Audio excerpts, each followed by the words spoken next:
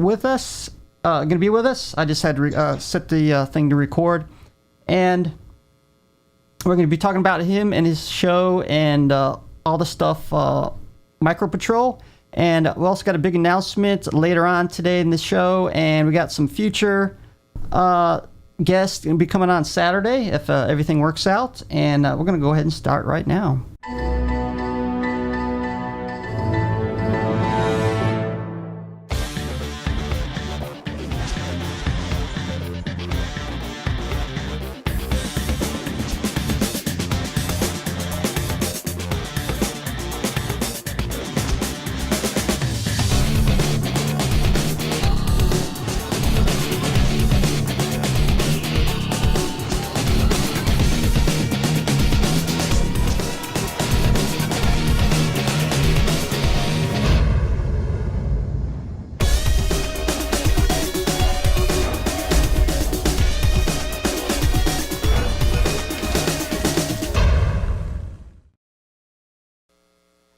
Okay, we're back. We got Peter McDermott from the micropatrol.com. And let me ask you, Peter, do you normally have this much trouble setting it up like I do when I do this show like this? No, but the reason is when I do Skype calls, I actually use a different machine, and I do a mix -1 into that machine, and then just kind of do a screen capture from there. But it is weird. The chat room is right. The tinny sounds only come in with a 2-box shot. So I don't know if it's because of the way the audio is getting tunneled in your system, having to split between Wirecast and Skype. That may have something to do with it. But yeah, I use a separate machine when I'm doing Skype calls. That's probably why I don't have as much trouble. The audio is hardwired. I don't know. I never really had problems before. It's just, it's a new version of Wirecast. I'm on Lion. I waited for the new version, Wirecast 4.1, that supports Lion before I switched over. So I did wait. I know there's some bugs that I still have to work out on a lot of things, but hopefully it'll be good enough to do the show, and then we'll go from there. Now it's kind of funny that when you actually did a video response with Steve Haywood from the Tech Buzz, and that's how normally I seen your response video, and I really liked it. The production value seemed really nice, and say, hey man, Wednesday's coming up, maybe we can see if we can get you on real quick. And can you tell a little bit about your show? And I think you're what was that, Nashville, Tennessee, right? Nashville, Tennessee, baby. We got all sorts of music over here. Absolutely, yeah. Yeah, micropatrol.com. It's something I've really started to get serious about, actually, just in the last few weeks. Went to school for journalism and electronic media at the University of Tennessee. Used to be a huge geek with Tech TV and ZD TV. Actually, if you remember back in those days, .coms, not sitcoms. But so that's how I got kind of some of the interest in media. And I've done iReports for CNN. I've been on the Today Show. I've been on MSNBC, and on Tech TV and ZD TV a whole lot of times. But, now that I'm getting older and have a little bit of discretionary spending, I've really had a lot of fun kind of building the studio and expressing myself through the podcast I have on the website. Thanks to the inspiration from people like you, Stephen Haywood, and everybody over at Twit. Now, I know you. I think you got your primary streaming is in Ustream, isn't it? For the moment, I don't focus so much on the live right now as there's a huge learning curve. We can see just from the pre-show how long it took to set this up.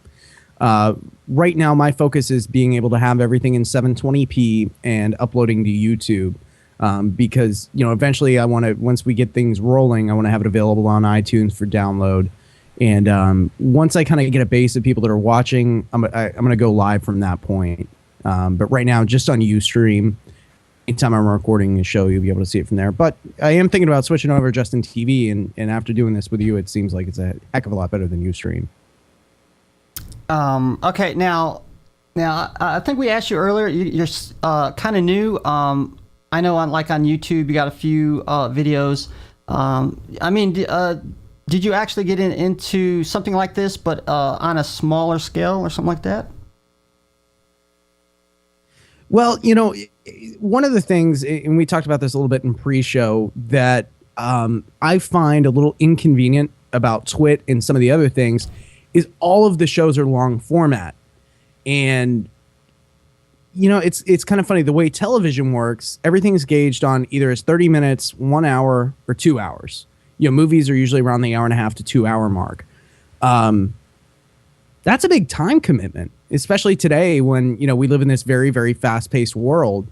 And I think when you're trying to attract people, I kind of have the idea that it needs to be in a shorter burst of time. Everybody's attention span's about 3 minutes. So if you can't grab their attention in the first 3 minutes, you've lost the audience.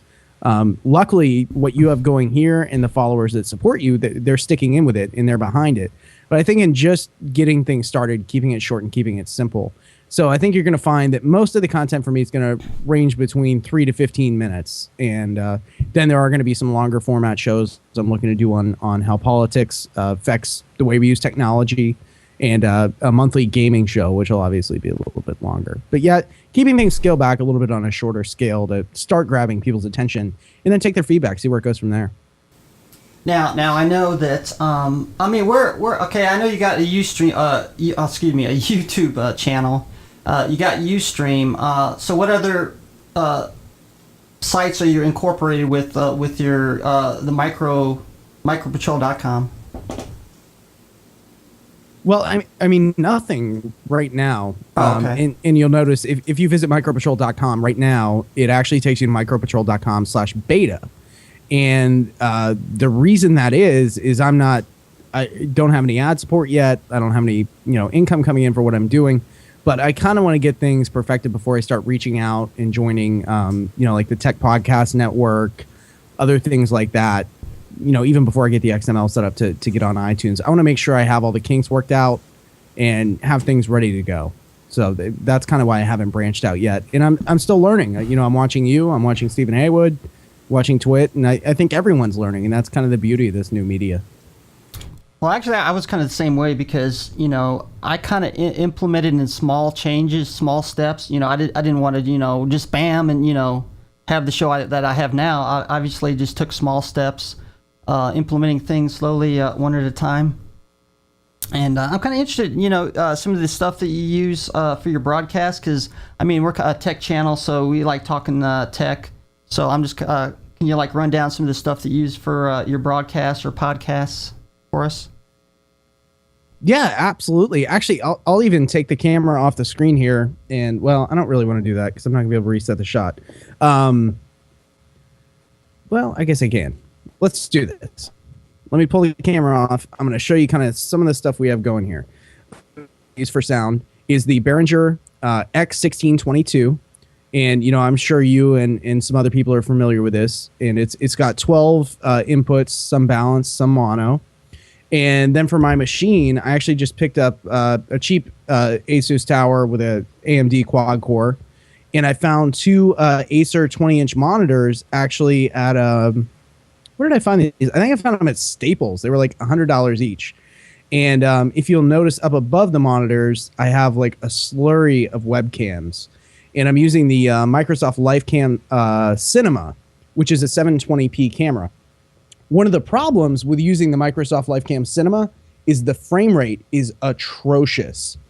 It's absolutely atrocious. So when you're recording in 720, I'm just not kind of getting the level of quality that I'm used to getting.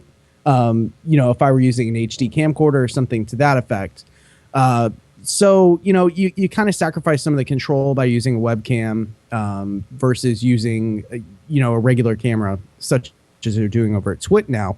With the Canon prosumer model they're using.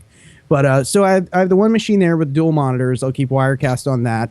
Then I have a netbook for Skype calls and another laptop that I use for all the websites that I'll display.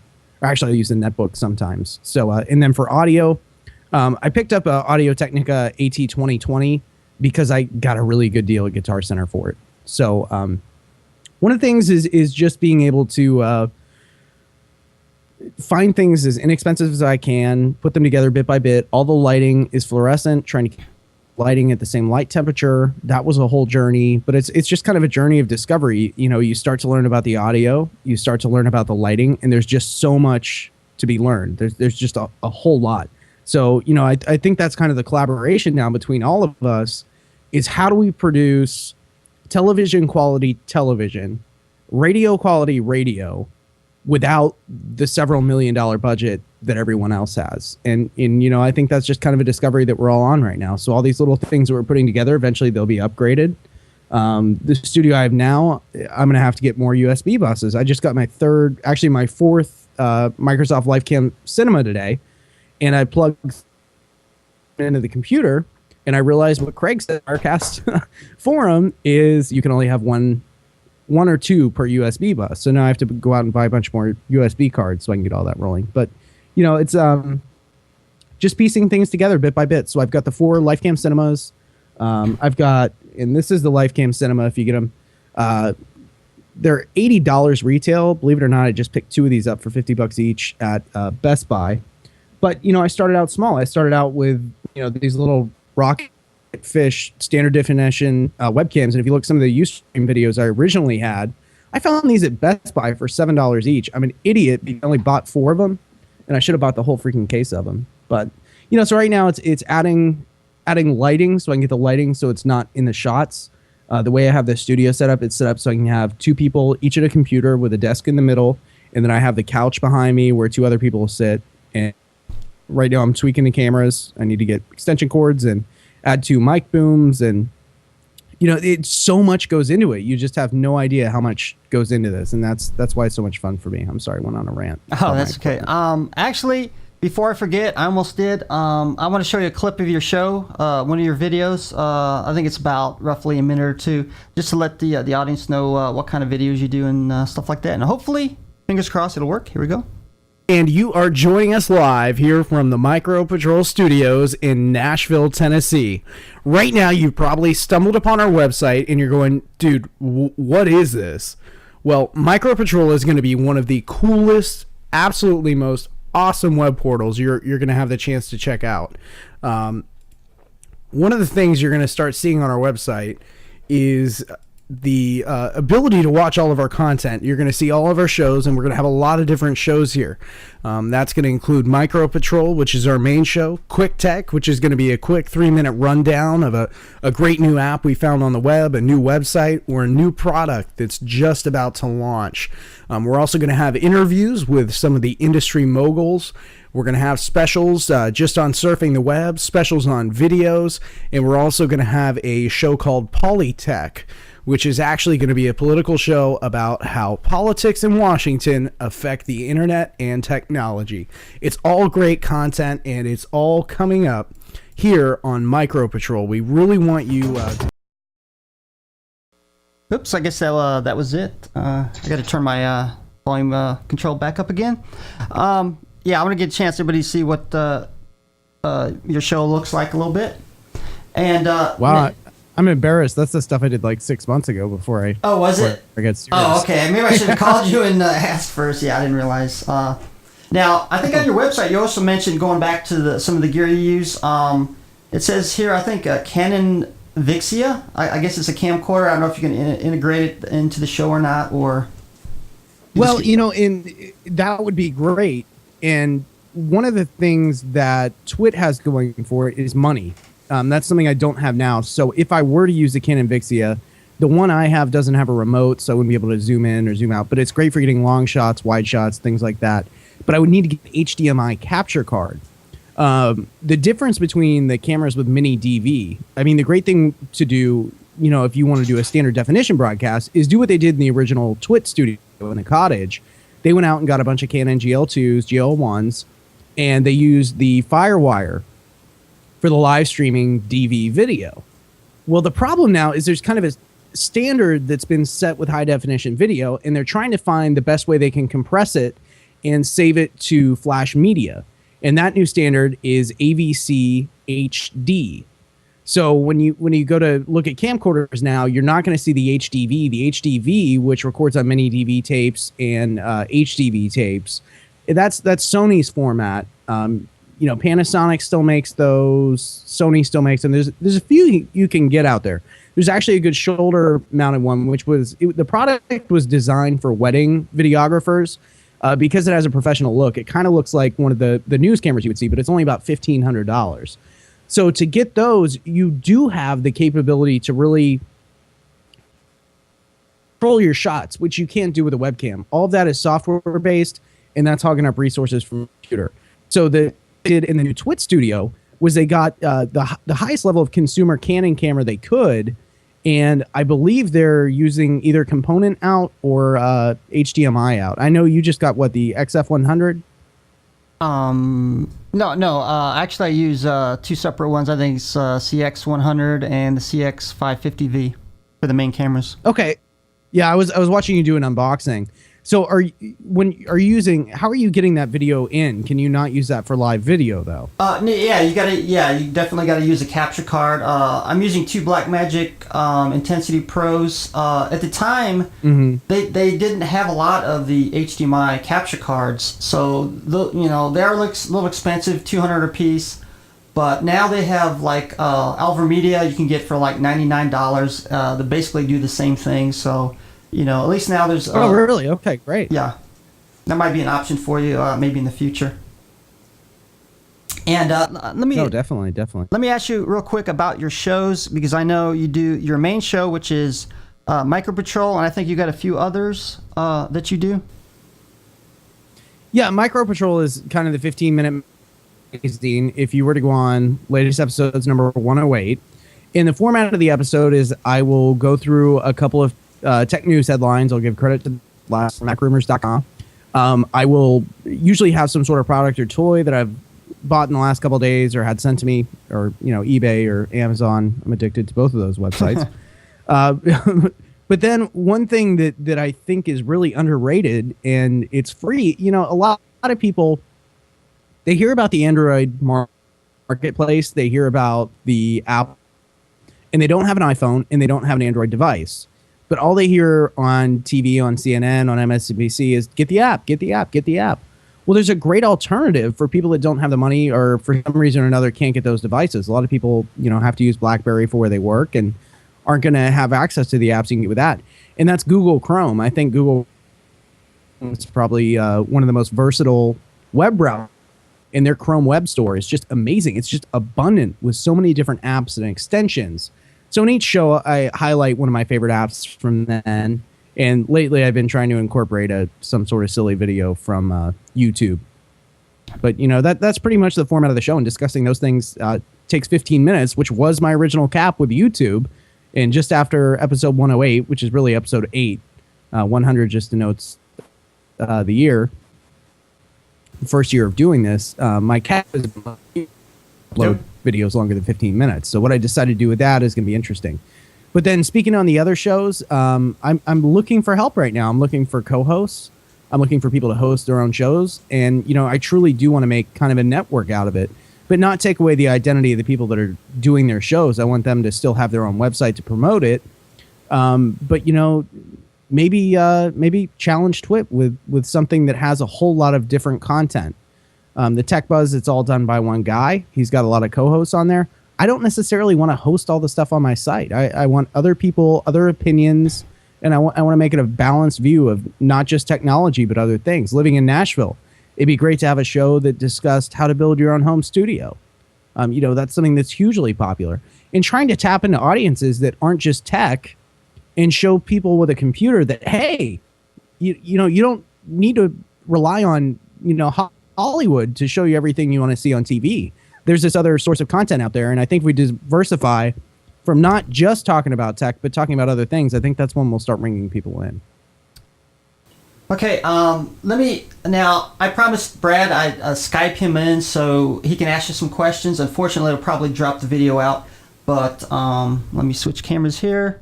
And, hey, I'm going to Skype you in, Brad, so you can... I know there's a few things, and my mouse doesn't work. Isn't that nice? And to answer, Madman just asked me a question in the chat room. This is not my living. I don't make any money at this at all, actually. This is just something that I enjoy doing. Oops. Oh, hopefully. You there, Brad? Hey, what's up, guys? Brad, good to hear you. Hey, man. So, What's going on? And I think you see it now. I don't know if we covered all the questions that you wanted to ask. Sometimes it happens because Well, Peter's actually going to be on Tech Webcast in a couple of weeks. So I don't want to go over all questions that I want to ask, but I just wanted to know what made you come up with the idea for the name and the website. Well, that's funny. Actually, when I was in high school, I actually lived in Memphis at the time, and I had a company in Memphis. It was called Crucial Solutions, and I did computer consulting for people at home and for small businesses. So actually, the day I graduated high school, I was on the front page of the business section of the paper that day is BizWiz, and they went through this whole thing about, my business with doing computer and network consulting, and it was a pretty big deal. I was doing that at 18. But then when I moved to Knoxville to go to UT, I kind of thought the name was hokey. So I was working at the police department, and I thought of this great catchphrase, which was to serve and connect instead of serve and protect. So I changed the name of Crucial Solutions, my computer consulting, to Micro Patrol. And then, now I turned it into a podcast. Cool, man. So how long have you been doing it for? The podcasting or the computer consulting? Both. Well, I mean, the computer consulting, shoot, since high school, I guess. Okay, cool. I don't want to divulge my age here. You guys are killing me. You're right. You're right. But no, the You're right, podcasting just recently, just been figuring it out and tinkering and having fun with it. well, Cool. actually, So you just Oh, say you're okay. new at podcasting. Brand new. Right off the Cool. turnip truck. wow. Well, this is a funny story. I actually got John into podcasting. Now, John's from the Philippines. I actually got him into podcasting. He actually didn't even know what it was or how you did it and stuff. And now he's running his own video podcast and stuff. And yeah, which is pretty good. actually, So did you actually get any tips from anyone else that you wanted to get into podcasting or? Well, no, it was going to school for journalism, electronic media. And, I've always admired Leo Laporte. And, my dream when I was in college was to move out to San Francisco and work for Tech TV. And Comcast bought him up. And that dream kind of fizzled out. But once I started paying attention to Twit and realizing, wait a minute, I don't need to work for somebody else. I can do this on my own. And Yeah, exactly. so what you guys are doing out here. Do you think there's a lot of networks or podcasting sites that are like Twit at the moment? Well, it's hard that's a hard question to answer. I'm sorry. And the reason I say that is most of the people that are interested in doing this, it takes a great deal of difficulty. Stephen and I figured that out when we were just trying to get a Skype call set up before the show. So the people that are going to be geared towards doing this are going to be the people very, very interested in technology. So in order to be successful, you're going to have to be interested in technology. And as a result, that becomes a lot of the content. So I think, now a lot of the content does have a lot in common with Twit. On the video side, the audio side is a completely different story. Yeah, definitely. It's its own, topic, I guess. Actually, it was interesting that, you mentioned before that you're into journalism, because it's kind of funny, me doing this for, going on about 2 years, that, got me interested. And here at the local college, they got, classes on TV and radio, which do something very similar using, broadcasting, netcasting, and things like that. So who knows, maybe I'll take some classes just to get more into the production side of things. Just me doing this. Well, you did kind of the opposite. You already took the classes, and now you're doing it right now. Yeah, but Steven, you could be teaching those classes. I mean, this stuff is just emerging every day. You're talking about, a couple of weeks ago, Blackmagic was the only person with an HDMI capture card. Now we have, things that are popping up at NAB that are in competition with what TriCaster's doing. And all of a sudden, this thing's just emerging, and it's great to be on the front wave. And that was kind of the romance when I was in high school, when I was with, very interested with Tech TV, is, the iPod was just coming out. MP3s were a big deal. Napster hadn't been batted down by Congress yet. And I think we just kind of lost that over the last few years, with everything that's happened to the economy. and kind of everything in the country. Everybody was, let's focus back on getting a job. Let's get everything taken care of at home and with our family. And now I think, with this new emergence of technology and the access of bandwidth to everyone, that's changing. And I think you're riding the wave, Stephen. And it wouldn't surprise me if they paid you to teach a class over there on how to do this. Oh, wow. Hey, if they do, I'll be over there tomorrow, in fact, making some money off of it. But well, I know because, it's still a little bit different from TV and radio. Obviously, different technology, some things, different way of doing things. Of course, some can be the same, like audio, some video stuff. But yeah, you're totally right on that. It's always changing, always developing as far as internet broadcasting. Some of the things are changing a little bit with TV and radio, but not nearly as fast, I believe, unless it's certain technology. Oop. Anybody there? I'm still here. Oh, okay. Yep. Wow, I got silent. I was like, and let me see. We got in the chat room. We got Beneath Everything, Ronnie Rucker, Brad, Color Brown, Drill Proof 183, RMX 77, Uncle Al, and I see new viewer in there. Better, Hellraiser 2, Madman 3, and of course Micro Patrol, which we got Skyped in as well. And I want to thank Peter McDermott for being with us for today's show. And if you want to put anything in the chat as far as your website, which I believe is micropatrol.com, and or Twitter sites or anything like that. Facebook? You on Facebook, Peter? I'm not on Facebook yet. That's part of the... Oh, man, get a Facebook not page. getting Come on, too you're far. so slow, mate. You're so slow. Get a Facebook page. Get an iPad, too, and a TiVo. Yeah, anybody in the chat room, if you want to buy me an iPad too or pay for my TiVo account, please. It's micropatrol@gmail.com. I need your help. He needs the help now. I think personally a Facebook page would be great to support your podcast. That's what Steve has a Facebook page. Is that correct, Steve? Oh yeah, I've had it for quite a while, and of course I made it just for the show. I do have a personal one. I don't use that very much. I do use the Chatterbox Live one quite often. Oh, yeah. Okay. And that's Micro Patrol. So when are you live next, Peter, when you do your show, mate? Yeah, typically I like to do them on the weekends on Sunday. But, like I said, I'm still trying to learn here. I did find somebody that was watching Twit that was really interested. He was working on getting his equipment to start his own thing up. And he'd like to talk about gaming on it. It's organic. I don't have a scheduled time. But I would imagine it would be Sunday. But if you guys follow me on Twitter @MicroPatrol, you'll be able to find out that way.